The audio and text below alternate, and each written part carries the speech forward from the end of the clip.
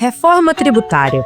Esse é um assunto que interessa a todos os setores produtivos, mas especialmente para o setor de combustíveis, que vem acompanhando de perto os debates em Brasília para a regulamentação do novo sistema de tributos brasileiro. Para isso, o Jauli entra nesse episódio não apenas nas discussões do setor sobre o assunto, mas também como têm andado as iniciativas que miram o combate ao devedor contumaz. Hoje eu converso com Moza Rodrigues, diretora executiva do Sindicom, o Sindicato Nacional das Empresas Distribuidoras de Combustíveis e Lubrificantes. Antes, eu quero lembrar que esse podcast é uma parceria com o INTE, o Instituto Brasileiro de Transição Energética. Eu sou Larissa Fafá, analista de energia do Jota. Bom, Moza, seja muito bem-vindo ao Jauli, né, o nosso podcast que discute transição energética e outros pontos do setor de energia. Vou começar já um pouco direto no assunto. Você é diretor hoje no Sindicom, né, o sindicato que representa as distribuidoras de combustíveis e lubrificantes. Uma das principais demandas desse setor, que vem sendo discutido bastante nos últimos anos, é o combate ao devedor contumaz. Um assunto que tem ficado talvez um pouco mais parado do que andado nesses últimos tempos no legislativo. Qual que é a importância da aprovação de uma legislação? Isso não poderia talvez ser resolvido de outra forma? Então, o que acontece, né? A gente tem 27 unidades federadas, né? Cada estado pode ter uma lei complementar, uma lei que trate do devedor contumaz, né? E aí cria seus critérios próprios com relação a esse assunto. O que a gente defende é que tenha uma lei complementar nacional que sirva de guarda-chuva para que cada estado não tenha a sua visão do que é o devedor contumaz. Ele tem que ficar ali embaixo daquele guarda-chuva que é a lei complementar. Isso é uma busca que o setor tem desde 2001, salvo melhor engano, que teve uma emenda constitucional que colocou o artigo 146A, que prevê a criação de regimes específicos de tributação para o devedor contumaz. Então, como está lá na Constituição, ela fala que a lei complementar deverá criar regime específico de tributação. E a União, por lei ordinária, poderá criar o mesmo regime. Alguma coisa nesse sentido, tá? A origem é essa. E aí, se a União criar uma lei ordinária, ela não pega todos os estados, né? Até tem o PL 15, que está tramitando agora. Ele é um PL da União, né? Ele vai ver os tributos federais, ele tem como finalidade, sim, caçar o CNPJ de empresas que não pagam tributo. Ele é super louvável, a gente apoia, inclusive, né? Esse projeto está sob relatoria do deputado federal Danilo Forte, do União Brasil do Ceará, e ele tem tratado isso diretamente com integrantes do Ministério da Fazenda, em especial com o secretário da Receita Federal, Robinson Barreirinhas, que tem um especial apreço por esse projeto. Esse projeto, a gente fizemos algumas tratativas ali com o pessoal da Receita Federal e tudo mais. A gente apoia esse projeto, mas a gente entende que o melhor projeto para o setor seria o projeto de lei complementar 164, que é o projeto que trata dos regimes específicos para quem não paga tributo. Então, e ele serviria como princípio, né, como pilar para que todos os estados pudessem legislar sobre o devedor contumaz do ICMS, que é a parte que mais preocupa a gente. Certo, então você acabou respondendo a minha próxima pergunta, que eu ia perguntar justamente desses dois textos, né, sendo que um dos textos foi enviado pelo Executivo, e o Executivo tem uma pretensão ali de andar com a matéria, já tem até designado, né, relator e tal.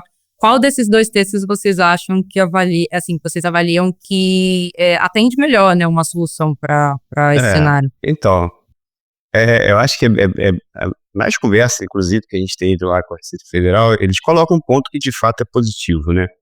Que se você, em tese, quem deixa de pagar ICMS também deixa de pagar PIS e COFINS e outros tributos federais, né?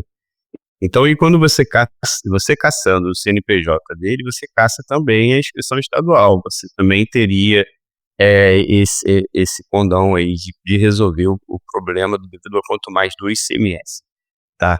Mas um ponto que preocupa também a gente é o fato de ter legislações em cada estado que cada uma fala uma coisa, cada uma define um devedor quanto mais, de uma forma que é legítima, tá? Até deixando claro, o Estado tem essa legitimidade de criar essa norma. Mas a gente entende que você tendo uma lei complementar, né, uma lei que uniformizaria todas essas normas estaduais, você traria muito mais clareza, né, para as empresas, inclusive, que atuam em âmbito nacional, de como se caracterizaria devedor quanto mais. Portanto, assim, respondendo a sua pergunta, sim, o PL 15 atende ao setor, a gente acha que vai trazer benefícios, sim, para o setor, mas a gente acha que também, em paralelo a isso, tem que correr um projeto de lei complementar que regulamenta a Constituição, né, que regulamenta o artigo 466 da Constituição. Então, os dois atendem ao setor, mas o que a gente acha que não deve deixar de observar o 64. Esse podcast tem o apoio do Instituto Brasileiro de Transição Energética. O INTE é um think tank do setor energético formado por associações de classe dos segmentos de óleo e gás, energia elétrica, combustíveis e derivações. A gestão é autônoma e apartidária. E o objetivo principal do INTE é fortalecer um ambiente propício à discussão sobre energia no Congresso, oferecendo suporte técnico à Frente Parlamentar de Recursos Naturais e Energia. Algumas confederações, né, empresariais nessas discussões, principalmente em torno do PL 15, têm defendido que elas pudessem ter o poder de veto, né, de determinadas qualificações de devedor quanto mais. Isso é uma pauta que está sendo colocada, inclusive, pela Receita Federal, né, e o próprio relator também já disse que está avaliando, que é uma pauta que talvez possa entrar no futuro relatório. Dá para conciliar esse mecanismo com um bom desempenho de uma legislação que faça esse combate ao devedor quanto mais?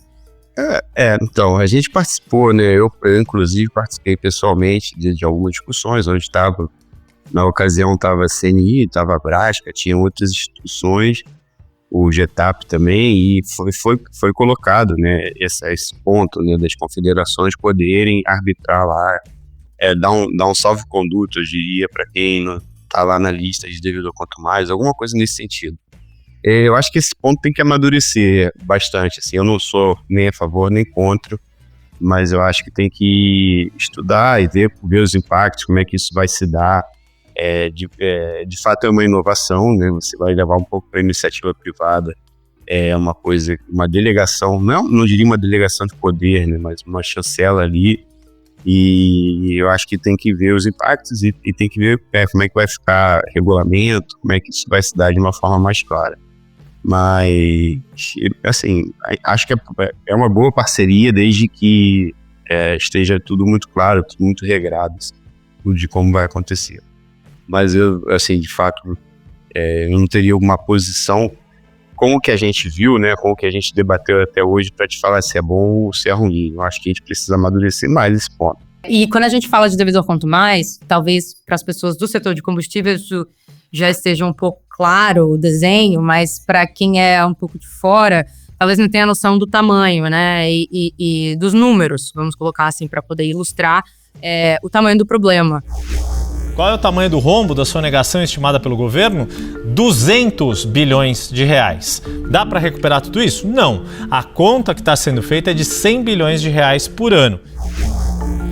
Então, se você puder ajudar a quem está ouvindo a gente a ter uma ideia um pouco melhor desse problema do setor.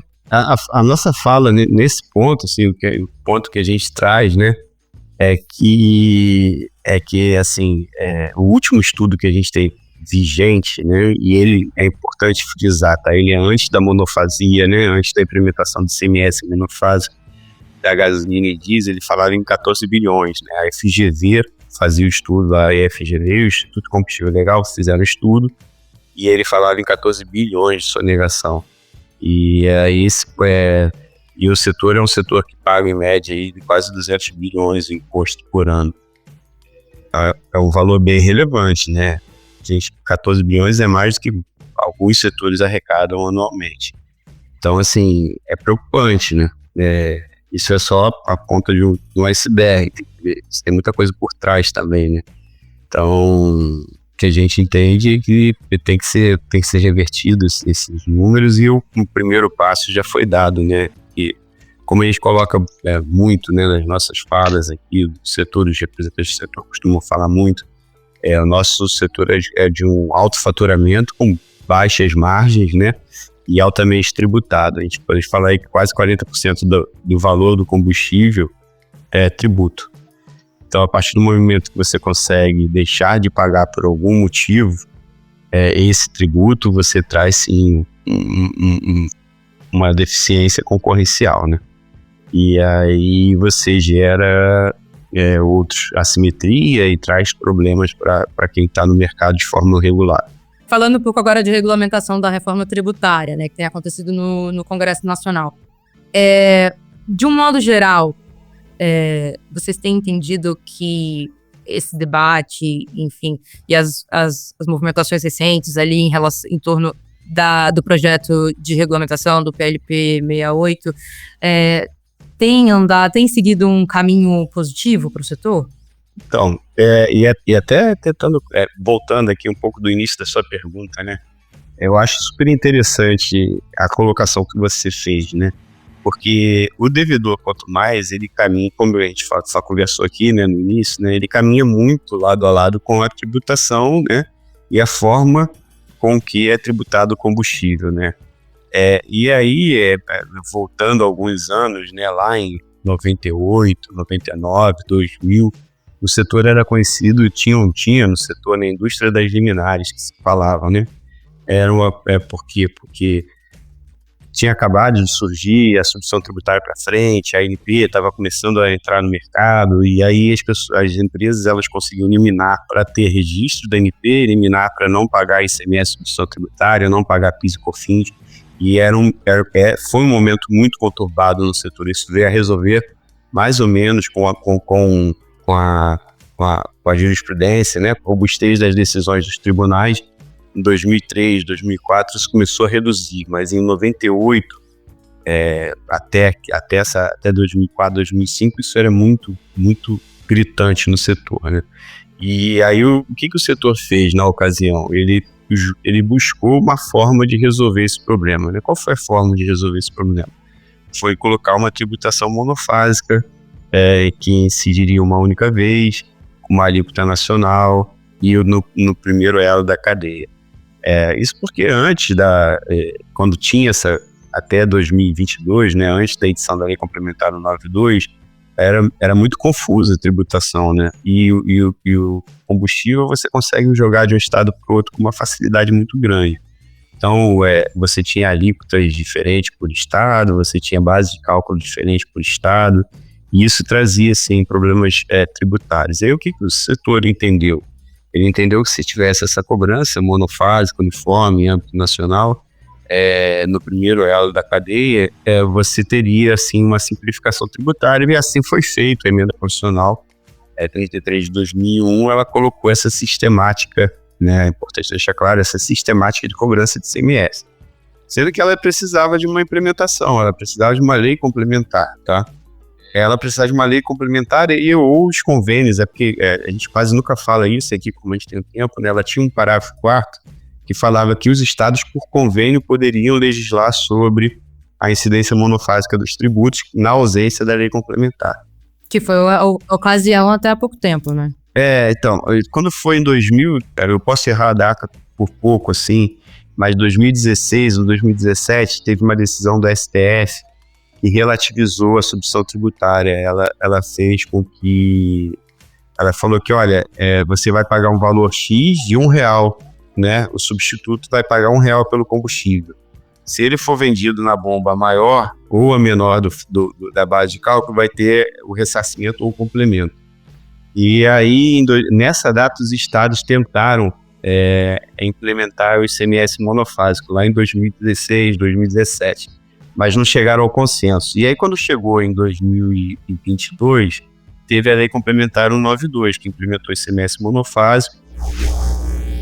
O presidente Jair Bolsonaro sancionou a lei que prevê a cobrança em uma só vez do ICMS sobre os combustíveis, inclusive os importados. Atualmente, as alíquotas são diferentes nos estados e no Distrito Federal, e o percentual incide sobre o preço final ao consumidor. Agora, a alíquota do imposto vai incidir sobre o litro do combustível, será fixa por volume comercializado e única para cada tipo de combustível em todo o país.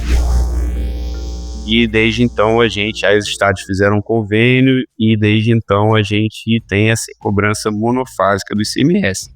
Dei essa volta por quê? Porque para mostrar para você que o que motivou isso tudo foi o devedor quanto mais, foi o mercado irregular, foi quem não pagava o imposto. E aí quando começou a se tratar da reforma tributária, né, ainda lá no início da reforma tributária, quando tinha o grupo de trabalho da reforma tributária, a gente conseguiu demonstrar que o IVA, né, que é o imposto como está sendo cobrado na reforma tributária, seria muito sensível para o setor, né, porque você iria dividir, como ele é sobre valor agregado, quem agrega maior valor é a ponta. E aí a ponta teria que pagar o maior tributo em toda a cadeia, e isso poderia trazer muito mais vulnerabilidade para o setor. Então, assim, foi fácil, né, passar a ideia, né, de que isso não daria certo e aí a gente conseguiu manter lá na reforma tributária, né, na emenda constitucional, a cobrança monofásica do ICMS, do IBS e da CBS. Então a gente conseguiu trazer a tributação que a gente tem hoje para a reforma tributária, isso eu acho que é um ponto positivíssimo. E agora na regulamentação, o que eu observo? Eu observo alguns pontos, assim, e aí de ordem prática, né? O combustível está num regime específico, sempre quando eu falo lá em Brasília, eu tento colocar esse ponto, que não é um regime especial. A pessoa vê específico, acha que é um benefício, alguma coisa assim, não é muito pelo contrário, ele é mais árduo, ele está na cabeça ali, uma alíquota de REN, né, que é real por litro, não tem conversa, né? E aí um ponto que eu vejo que é importante, mas que pode trazer fragilidade para outros segmentos que não o nosso, a quantidade de combustível. Tem combustível que nem existe, hoje está naquela lista das incidências, né? Então, eu não sei se é prematuro, eu acho que tem que estar, tá? Eu acho que tem que existir, até porque a Constituição fala, né, dos combustíveis, e todo combustível regulado pela ANP tem que estar lá. Então, assim, eu acho que isso pode, não sei se é prematuro colocar de início, né? Enquanto tem 1% de circulação do combustível, 0,05% de circulação, você vai botar em uma sistemática dessa. Eu tenho um ponto de alerta, né? Não é nada contra, nem a favor, mas é um ponto de alerta.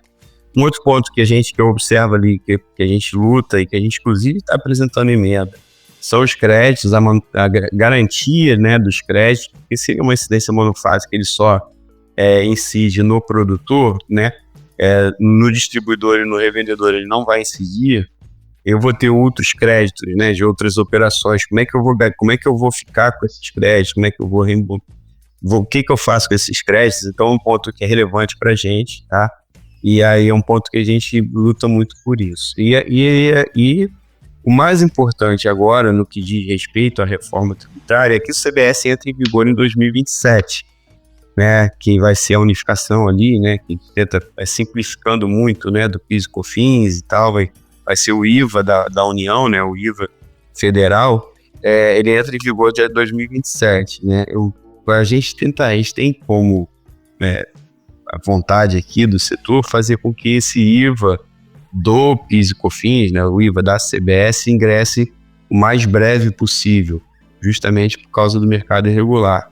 Em especial, a gente não falaria nem trazer a CBS, né? Eu diria botar o PIS e COFINS hoje monofásico para o etanol hidratado. Ele já é monofásico na gasolina, já é no diesel, ele só não é monofásico no etanol hidratado. Então o setor hoje luta para colocar o PIS e COFINS do etanol hidratado na monofasia. Um outro ponto também do etanol hidratado, que é o único fora da curva, também antecipar os efeitos da reforma tributária, a forma de cobrança da reforma tributária para o ICMS nas operações com etanol hidratado. Então a gente também busca, sim, apresentar emenda, a gente está buscando parlamentares, a gente está trazendo para o debate a necessidade a palavra que a gente está usando, né, antecipar os efeitos da reforma tributária para a tributação atual do ICMS, PIS e COFINS do etanol hidratado. E a consequência também do mercado irregular, do devedor quanto mais, quando você aperta lá na gasolina e no diesel, eles vão buscar outros pontos, né? E qual é o outro ponto que ele está buscando? A nafta. A nafta é um derivado obtido quando o petróleo é destilado, da mesma forma que a gasolina. Só que a nafta não é combustível. É usada em indústrias químicas, na fabricação, por exemplo, de resinas, solventes e borrachas. A gente está observando um aumento muito gigantesco de importação de nafta. Porque a nafta ela é quase uma gasolina. Tem alguns químicos até que falam que é gasolina. Você só tem que botar um busterzinho, botar um aditivo ali, que pode inclusive ser o etanol mesmo, o etanol anidro, né, que se mistura originariamente na gasolina. Você botar um etanol anidro a mais ali, você vai fazer a gasolina. E aí o que a gente está observando é que esse aumento do mercado de nafta tem que também ficar sob uma lupa, né, da União, dos estados, né, da própria ANP. E aí o ponto que a gente poderia fazer, e o Sindicom está começando a observar isso, é tentar colocar a nafta também, já que ela é quase uma gasolina, ou se é uma gasolina, né? Tentar colocar ela na mesma tributação da gasolina, porque aí você tira o interesse do sonegador, de quem não quer pagar imposto ou busca pagar menos imposto com essa operação, você tira o benefício deles de importar nafta e de vender nafta no mercado interno, como se gasolina fosse. Então, com relação à sua pergunta especificamente, a gente entende que o PLP 68, né, ele está muito bem colocado, eu digo muito assim, no nosso setor aí, no regime específico, merecia algumas alterações, a gente está fazendo, em especial essa a gente está apresentando emenda, né? Essa do crédito, a gente está apresentando emenda para a inclusão do etanol hidratado no ICMS monofásico, e a gente está buscando debate com o setor, né, com todo o pessoal envolvido, para ver se a gente consegue tramitar isso. E aí vai, né? Para a gente, não tem muita mudança para o setor de distribuição de combustível, não tem muita mudança na sistemática de cobrança, né, da reforma tributária. Então a gente enxerga com bons olhos, sim, que está chegando por aí. Essa questão da antecipação dos efeitos da reforma tributária, ela ajuda de alguma forma a transição ou seria pelo benefício de enfrentar eventuais sonegadores e reduzir esse comércio ilegal? Então, o que eu acho, tá? Eu acho que atende os dois, tá? Por quê? Porque, pensa bem, na transição, nós vamos vamos falar de 3 combustíveis aqui, gasolina, diesel e etanol hidratado, né, o que se comercializa no posto. A gente vai ter o PIS na transição, tá? Usando o que a gente tem hoje de tributo e o que vai chegar. E a gente vai ter uma incidência monofásica do PIS e COFINS no diesel e e na gasolina, PIS e COFINS. No etanol a gente vai ter plurifásica, porque se não mudar, né, vai estar no produtor e no distribuidor. Aí você vai ter o ICMS, e aí você ainda vai pagar, isso você não vai ter até 2027, né, porque não vai ter essa transição da CBS. Aí você vai pagar no IBS, você vai pagar o IBS monofásico da gasolina, do diesel e do etanol hidratado. E aí você vai pagar o ICMS monofásico da gasolina e do diesel, mais o ICMS ST do etanol. E aí você imagina, só que, para eu falar para você já é confuso, eu já tive que botar o dedo aqui e contar nos dedos. Aí você imagina, você ter que fazer sistema para isso tudo, você vai ter que ter operador para isso tudo, você vai ter que fazer cálculo para isso tudo, e aí você ainda multiplica, né, por 27 unidades federadas, né, assim, é um transtorno para operacionalizar isso. Então, se você coloca tudo monofásico, tá, você melhora um pouco essa transição para o setor, tá, que já é um setor que é bem prejudicado nesses aspectos tributários, né. E aí, com relação ao devedor quanto mais, ao mercado irregular, a transição, a gente consegue observar e está para sair aí para os próximos meses, se não esse mês ainda, né, um novo estudo da FGV, que está em fase de ser finalizado lá pelo ICL. E esse novo estudo da FGV, ele já vai demonstrar uma melhoria do mercado irregular da gasolina e utiliza isso muito em função da nova forma de cobrança. Então, por analogia, você trazendo o etanol para essa forma de cobrança, a gente entende sim que vai resolver de imediato o problema do mercado irregular, a partir do momento que tiver uma alteração na forma de cobrança dos impostos. E aí, a gente está falando aqui de etanol, e me lembrei de quando eu estava cobrindo a medida provisória que permitiu a venda direta de etanol, isso lá em 2021, se eu não me engano, que chegou a aparecer nas discussões ali no Congresso, ali no plenário principalmente, o tema da bomba branca. É um posto com uma marca conhecida lá fora, Ali, Ipiranga, Raizen, que é Shell, BR, mas uma das bombas, a ANP permitiu que receba combustível de uma outra refinaria, desde que conste esse fornecimento de uma outra empresa. Chegou a entrar na medida provisória, né? Chegou a configurar ali parte do relatório e depois saiu. E esse assunto voltou a ser discutido, né? Enfim, nunca parou, eu acho, de ser discutido na ANP, mas esse ano voltou ali para o colegiado para ser discutido, mas ainda está aguardando ali a decisão, né, da agência reguladora. Sei que isso é um assunto que vocês também tratam, né, que vocês também falam sobre, mas eu queria entender se vocês entendem, se vocês acham que existe perspectiva desse assunto andar, porque é um assunto que já ameaça andar bastante, mas nunca sai muito do lugar. E quais seriam ali os pontos de atenção para caso esse assunto, de fato, ande?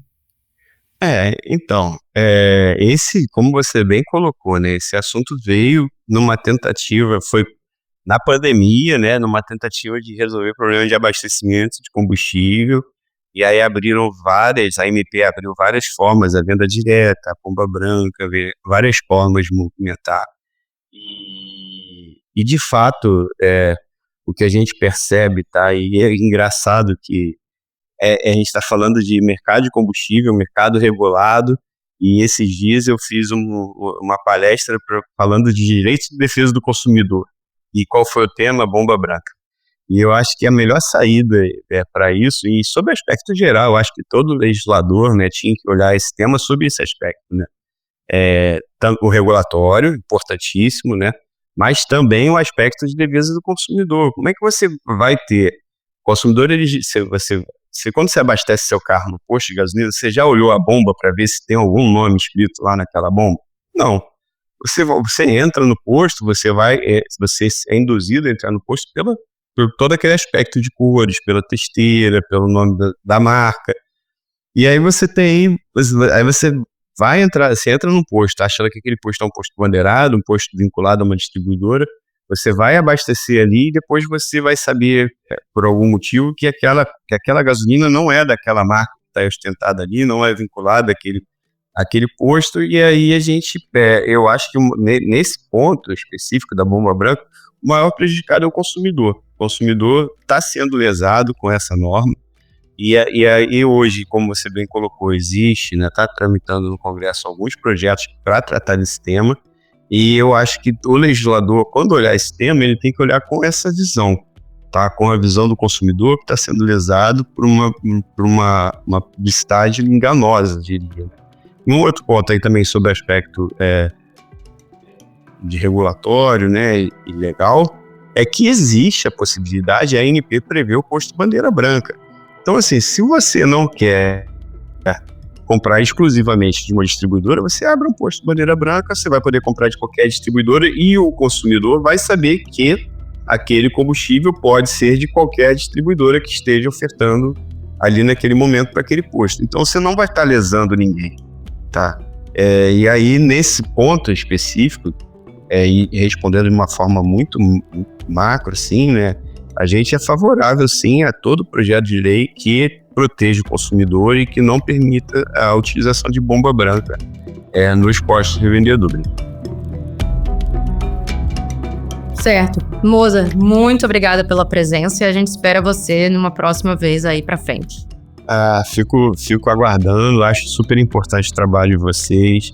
E sempre que tiver que comunicar sobre o setor, sempre que vocês quiserem saber qualquer coisa do setor, pode me procurar. Eu estou aqui para ajudar. Esse foi o Jauli dessa semana. O podcast de energia do Jota é uma parceria com o Instituto Brasileiro de Transição Energética, o INTE. A produção é do Estúdio Jota, a nossa área para guiar marcas a pautar o debate público e impactar tomadores de decisão. Nesse programa colaboraram João Guilherme Lacerda, Letícia Paiva, Tiago Aguiar e André Rossi. Foram usados áudios da CNN, TV Brasil, Rede Globo e Alto Papo. Até mais!